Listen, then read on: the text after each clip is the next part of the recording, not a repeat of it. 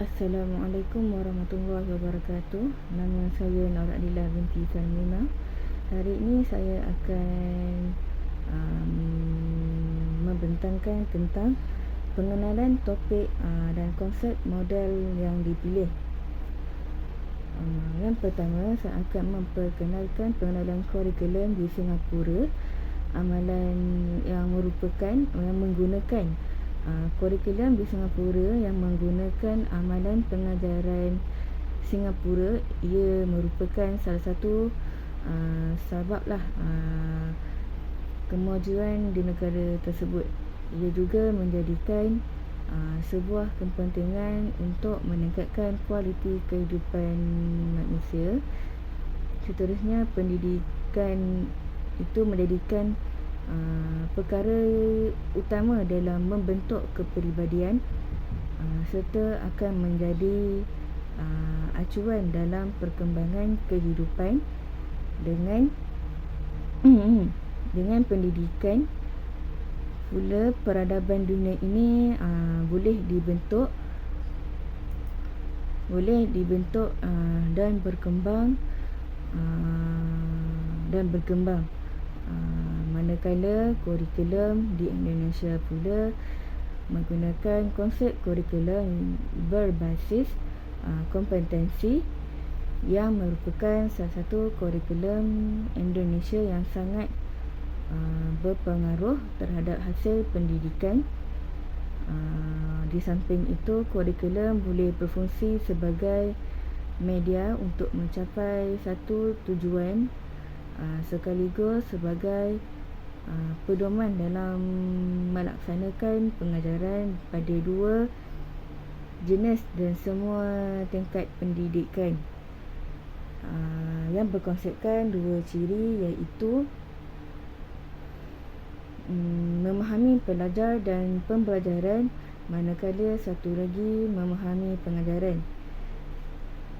Memahami pelajar dan pembelajaran ialah nombor satu, konteks pembangunan dan keperluan pelajar.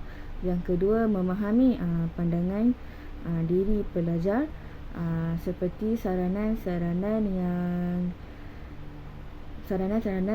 pembelajaran dan pengajaran yang berasaskan teori dalam konteks Singapura. Sebagai contoh, harga diri, konsep diri dan kebersamaan diri. Yang ketiga, pembangunan moral. Pembangunan moral merupakan tingkah laku yang sejajar ataupun sama dengan tata susila, tata tertib, ajaran agama dan peraturan masyarakat. Oleh itu, moral juga merupakan nilai-nilai murni seperti baik hati, merendah diri, belas kasihan, dan berkait dengan beberapa peraturan seperti tata hukum, tata tertib, tata susila, nilai tradisi, kepercayaan, undang-undang, norma dan adat dalam masyarakat. Yang keempat, pembangunan sosial. Pembangunan sosial merupakan perubahan sosial yang dirancang atau direka untuk mengangkat kesejahteraan penduduk secara menyeluruh, dengan ia menggabungkan dengan proses pembangunan ekonomi yang sangat dinamik. Yang kelima, memahami pelajaran perspektif yang berasaskan teori. Maksud dia, pelajar itu memahami pembelajaran yang berasaskan teori. Yang keenam, fungsi pembelajaran di bilik darjah, perspektif berasaskan teori. Dia macam Fungsi pembelajaran di bilik darjah itu dia menggunakan atau berasaskan teori. Yang ketujuh, motivasi untuk belajar, perspektif, berasaskan keperluan untuk memahami faktor-faktor yang menggalakkan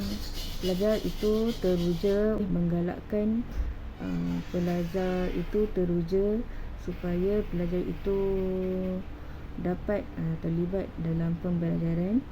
Yang ke-8, motivasi untuk belajar, maksud dia memberi motivasi supaya pelajar itu belajar dengan baik.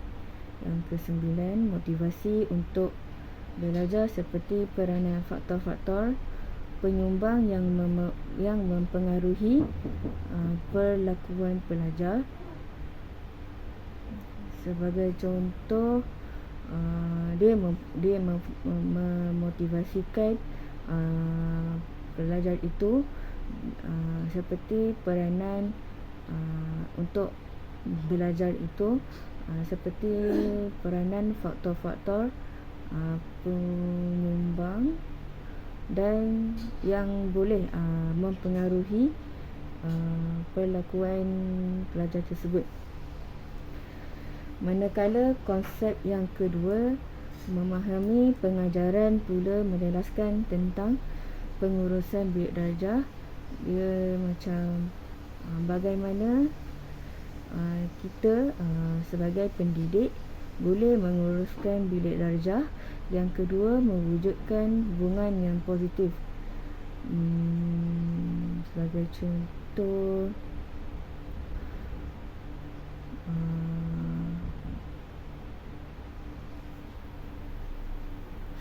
contoh, hubungan itu dijaga dengan baik supaya hubungan itu boleh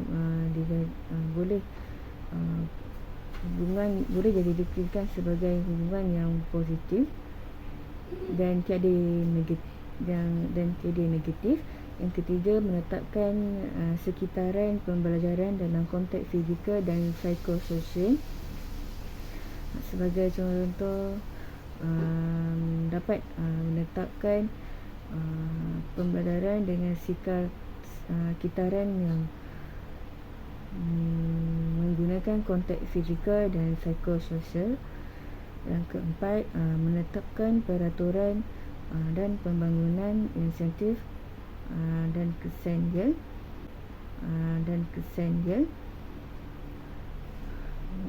Maksudnya dapatlah pendidik tu dah menetapkan peraturan atau membangunkan insentif dan apa kesan dia yang pendidik itu lakukan.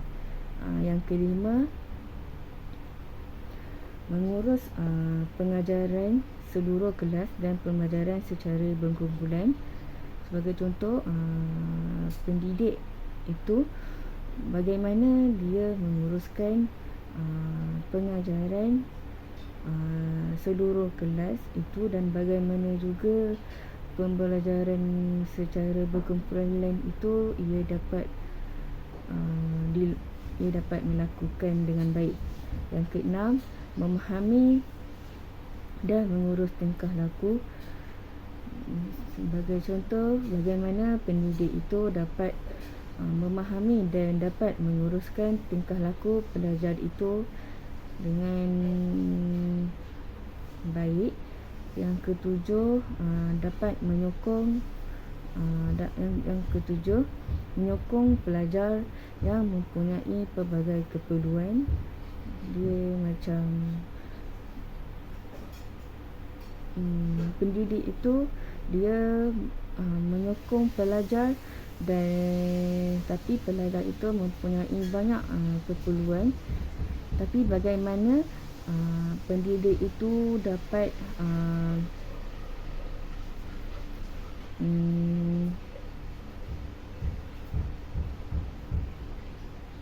memberikan keperluan yang sepatutnya kepada pelajar tersebut supaya pelajar itu dapat belajar dengan keadaan yang baik dan selesa di dalam kelas itu. Sekian daripada saya, Nur Alila. Terima kasih. Assalamualaikum dan salam sejahtera. Saya Nurul Farhanah binti Zainuddin. Nombor matrik saya 3222012081.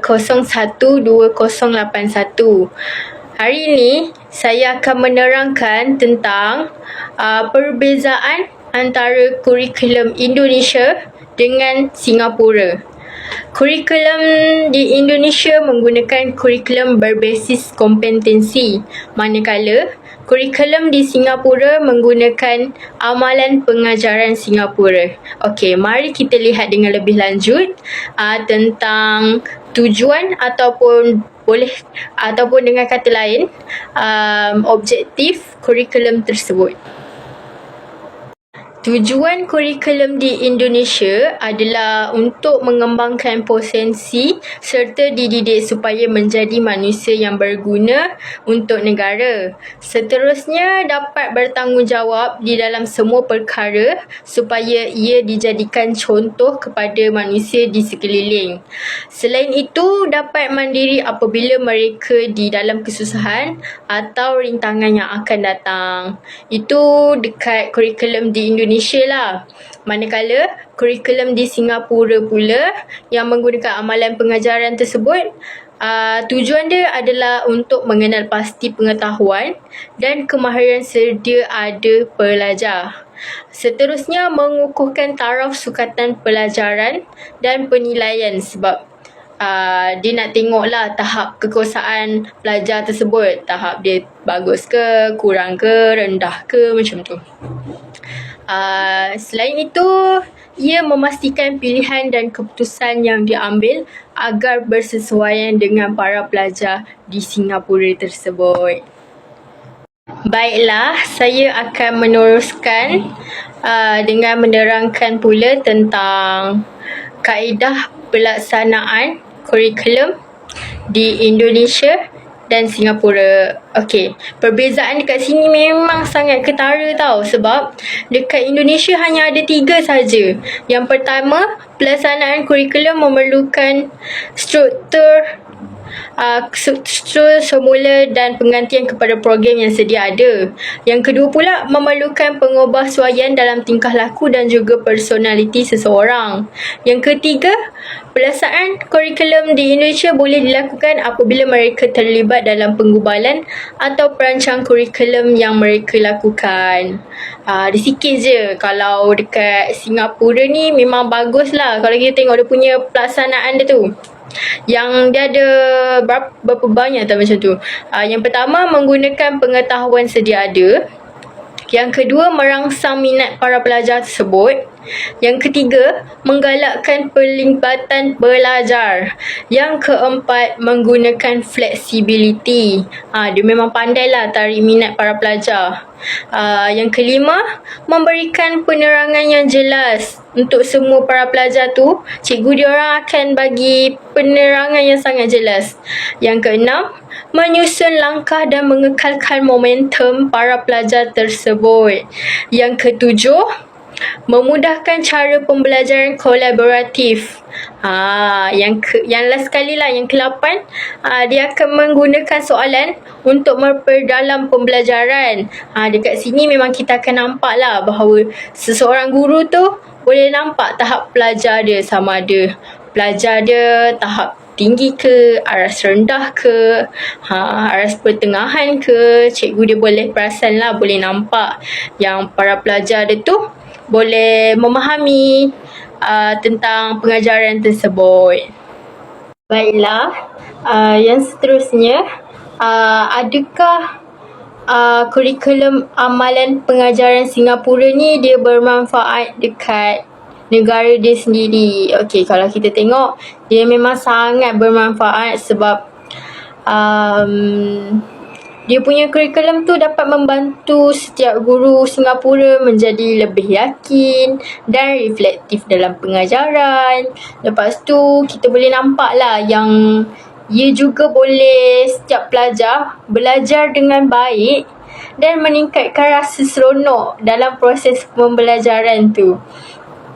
Selain itu, guru akan memberikan tumpuan pada keperluan pembelajaran agar pelajar di sana dapat membina pengalaman pembelajaran yang baru.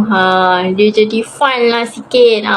Dia tak macam berbanding Indonesia tu. Indonesia dia hanya biasa-biasa je. Guru lebih diberikan kebebasan untuk merancang pembelajaran sesuatu.